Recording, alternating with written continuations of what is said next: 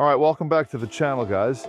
Today we're diving deep into the fabrication of the tail section for the new Dragon I'm building here in Las Vegas. You can see the massive scale of the armature we're dealing with here. It's a square tube structural steel frame that we've already got shaped and welded into that sort of serpentine shape. Right now, Michelle and I are starting the skinning process. This is where the piece really starts to come alive. But it's all about the preparation, and that's what we're going to show you in this video, is how we prepare the massive pieces of steel to go around this frame to form the tail of the Dragon. We don't just start cutting steel right away. We use this cardstock, more like poster board, to create our templates. We're mocking up the skin directly on the framework to get the flow right. We have to determine where the weld seams are going to be and how the plates are going to fit so we get a smooth armor-like appearance. Once Michelle gets those paper patterns dialed in and trimmed to size, we number them carefully, take them down, and lay them out on our sheets of steel. We're moving some fresh sheets here onto the table. This stuff is heavy and unforgiving, so you want to maximize your material usage. We trace the patterns out, trying to nest them as tight as possible to minimize waste. Then we break out the handheld shears. With these curves and organic shapes, you can't really use the stomp shear. Next, it's over to the slip roll, and this is a crucial step because obviously you can't just slap a flat plate onto a round armature. It's going to look terrible. We have to roll a radius into every single piece to match the curvature of the Dragon's body. It takes a bit of finesse to get the tension just right so it hugs the frame without springing back. Now, we'll start the fit up. We're wrestling these pre-rolled panels up onto the armature. We're both climbing all over this structure, trying to get them positioned properly. We use clamps initially to hold them in place, and then I come in and tack weld them to the subframe.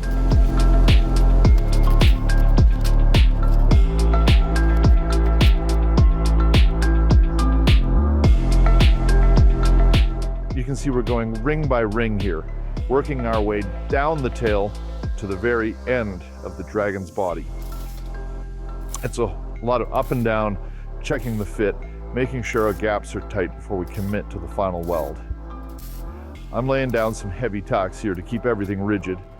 Steel likes to pull and warp when you put heat into it, so we have to be strategic about the welding sequence. I'm essentially building a monocoque shell over the structural skeleton. Once these panels are fully welded out, the strength of this thing is going to be incredible.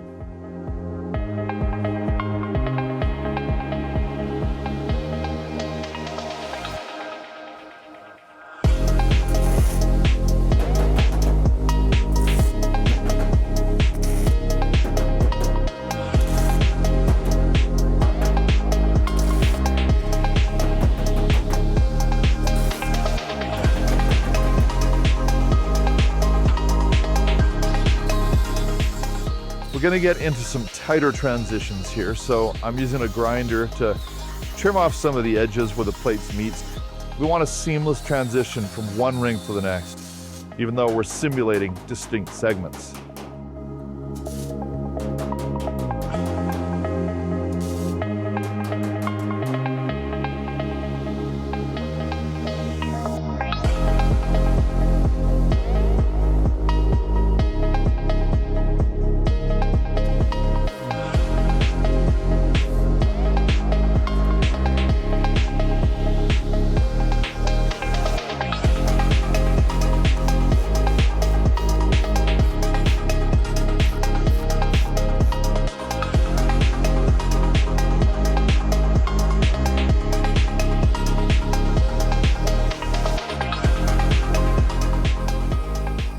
I'm using the zip cut here to trim some of the substructure where it interferes with the skin.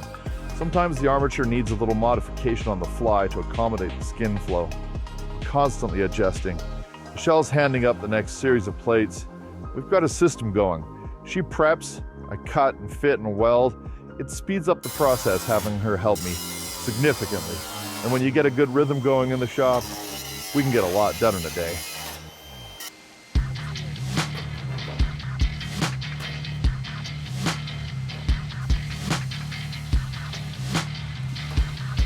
We're getting towards the end of the tail now.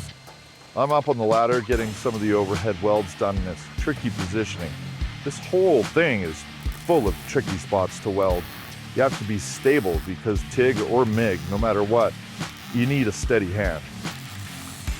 This is a complex assembly because the radius gets much tighter the closer we get to the tip of the tail. We're mocking up the transition to the very tip of the tail. You can see the ring 4 markings on the steel. Labeling is critical when you have hundreds of custom cut parts like this. We're back to the yellow templates again. We need to visualize how this final curve is going to look before we cut metal.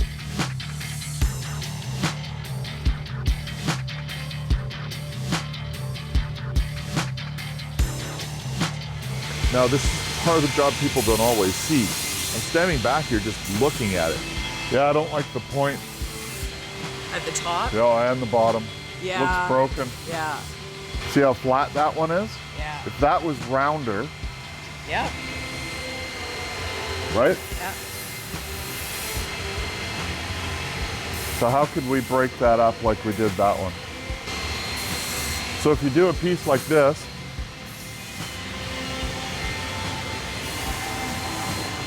come here.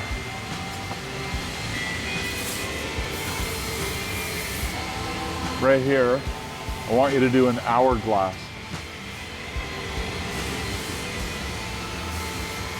Okay?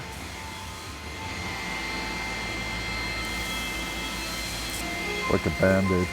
So that hourglass is gonna sit right in that pocket and it's gonna be about 4 inches wide. Okay. Okay? Up to there. So this would be at your seam and then it would come taper in on a curve. Yeah. And be about 4 inches wide. Okay. And I want you to make it out of one piece. That will flatten out that. Okay. Okay? Yep. So this is 4 inches. And then this would be, I'm gonna say this is probably maybe 8 inches. Okay? Okay. Problems pop up all the time in custom fabrication. The drawings might say one thing, your imagination says another, but the steel does a completely different thing. You have to have the experience to look at a structure, realize something isn't sitting right, and know immediately that you have to change course. It's constant problem solving. See, take that clamp off. I need some.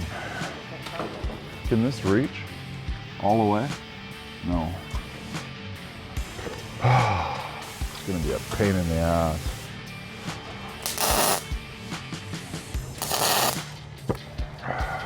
It's probably too hot. I should turn this down a little bit. Just put it right here. Something was holding it up.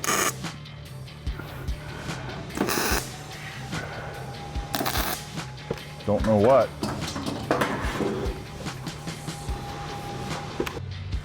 I need that clamp. This is where years of working with metal comes into play. You have to rely on your knowledge of how the material stretches and moves to come up with a fix on the fly. You can't just follow a manual for art. You have to feel it out, trust your gut to make the adjustment.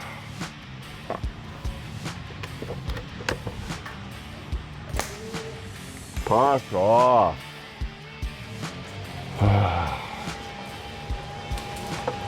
Snips. Oh, for fuck's sakes.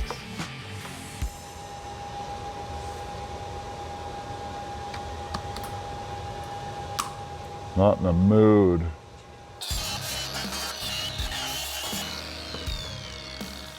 Metal has memory and wants to stay where it was, and sometimes you just have to muscle it into the new position. Okay.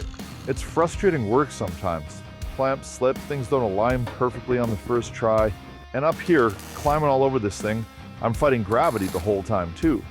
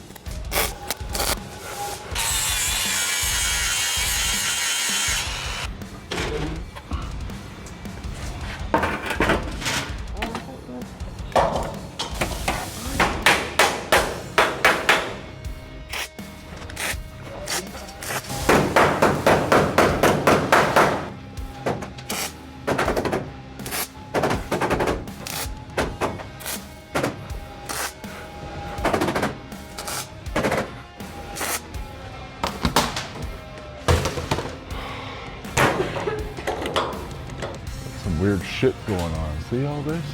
Oh yeah, it just does not want to fucking go down. Bastard. Being a prick. Fucking prick. Fuck you, prick.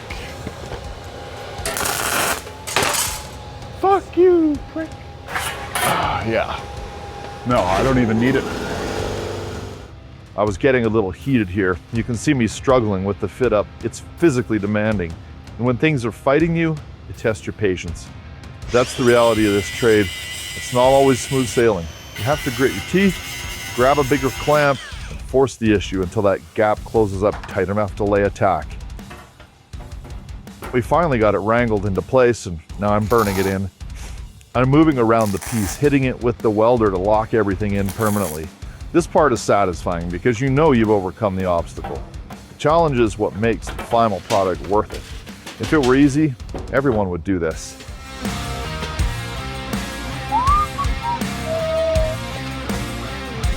We're making sure everything fits just right so that all that struggle and modification disappears and we have that long, flowing serpentine tail that I'm going after.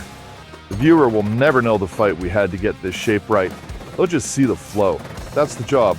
You use your head, you use your hands, you make it happen.